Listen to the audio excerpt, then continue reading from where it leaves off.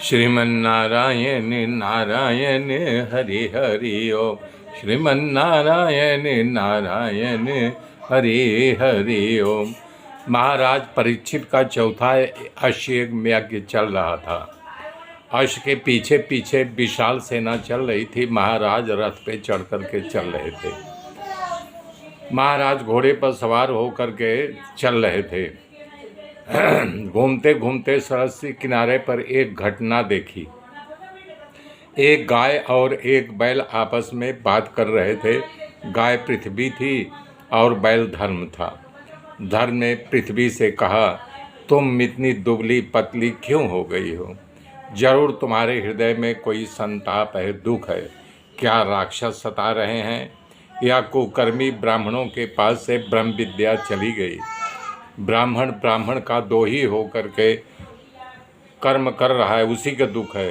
तुम्हारे ऊपर बसने वाली प्रजा स्वेच्छाचारी हो गई है। तब धन के पूछने पर काय रूपी पृथ्वी ने कहा, जब से भगवान श्री कृष्ण हमारे ऊपर अपनी लीला समेट कर अपने धाम चले गए, तभी से कलिकाल दुष्ट हमारे ऊपर कुदृष्टि पड़ी हुई है और वो ऐसा कर रहा है। जब प्रभु का चरण मेरे ऊपर चढ़ा था तो लोग हमारे भाग्य की सराहना कर रहे थे। अब हमारा सौभाग्य लुट गया। धर्म और पृथ्वी जब इस प्रकार बात कर रहे थे, तब राजा की नज़र और कान दोनों ने आँख भी देखी और यानी कान ने भी सुना। बैल जो एक पैर का सहारा ले खड़ा था और कोई एक काला शुद्ध पुरुष राजा का वेद धारण करके उसको डंडे से मारने की तैयारी कर रहा था। वो दृश्य देख करके महाराज धनुष निकाल कर तीर चढ़ाकर शुद्ध को ललकारा, ऐ मेरे राज्य में निसहाय लोगों को मारने वाला, तुम कौन हो? मेरे दादा अर्जुन और भगवान श्री कृष्ण परधाम चले गए, इसलिए तुमको बल मिल गया है। तुम निरपराधी को मार रहे हो, मैं तुम्हें दंड अवश्य दूंगा। परीक्षित ने धर्म बैल से पूछा कि तुम्हारे 3 पैर नहीं, 1 पैर से चल रहे हो। ये देख करके मुझे बड़ा दुख हो रहा है। जिस राजा के राज में दुष्टों को उपद्रव से प्रजा और सज्जन साधु पुरुषों दुख पा रहे हो, ऐसे कुटिल राजा की कीर्ति, आयुष, ऐश्वर्य, परलोक सबका नाश हो जाता है।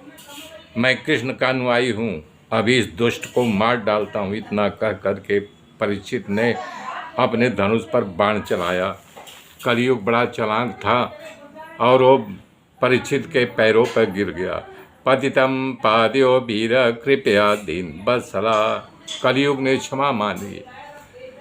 राजा की 4 प्रकार नीति का नियम है, साम दाम दंड भेद का प्रयोग करके, इसलिए दया आ गई। कली ने पैर का स्पर्श लिया, इसलिए उनके बुद्धि का नाश हो गया। महाराज परीक्षित ने कहा, हमारे राज्य में से तुम जाते रहो। कलयुग ने कहा, महाराज आपका राज तो समंदर तक है, तो मैं कहाँ जाऊँ, हमको स्थान दीजिए। तब उसके विश्वास धर्म की साक्षी ब्याह करने के आई है, आप एक महापुरुष है, आप ही मुझे बताओ मैं कहाँ रहूँ। सूत जी कह रहे हैं, अभ्य तीर्थस्द तस्मय स्थानानि कलये ददो धूतम पानम स्त्रिय सूना यथा धर्म चतुर्विधा।